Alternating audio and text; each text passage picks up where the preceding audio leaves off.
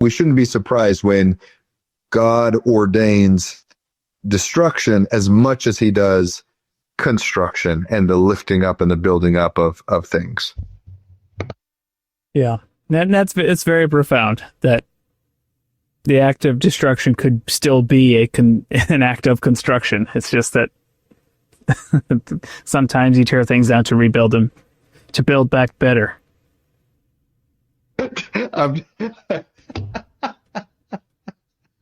We did not talk about that when we were preparing this. No, that one just came out of nowhere.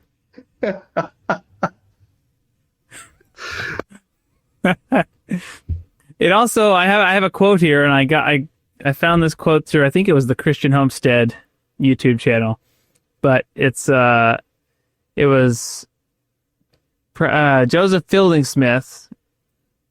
He recorded that he heard President Wilford Woodruff.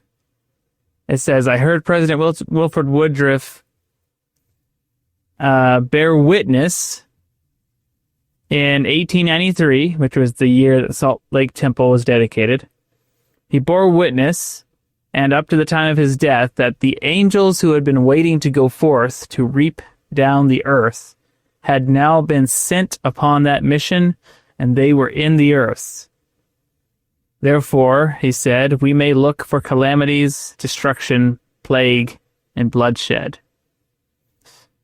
Which is interesting because that kind of ties the angels being sent with the restoration, with the completion of the initial phase of the restoration, the dedication of the temples, which makes sense. It's just interesting to hear a prophet kind of say things so directly.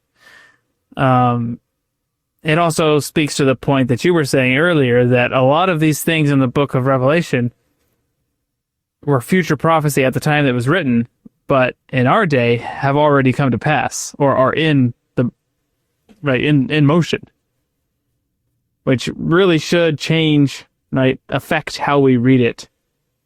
Right? It's really easy to look at it of things to come, but really a lot of this we should be looking at it as currently happening, has happened or currently happening, which I think makes it much more meaningful, much more fun.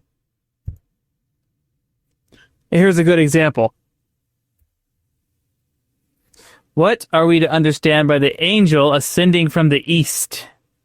We are to understand that the angel ascending from the east is he to whom is given the seal of the living God over the 12 tribes of Israel. Wherefore he crieth unto the 4 angels, having the everlasting gospel, saying, hurt not the earth, neither the sea nor the trees, till we have sealed the servants of our God in their foreheads. So up to this point, it kind of sounds like that's a Jesus, like it would be referring to Jesus.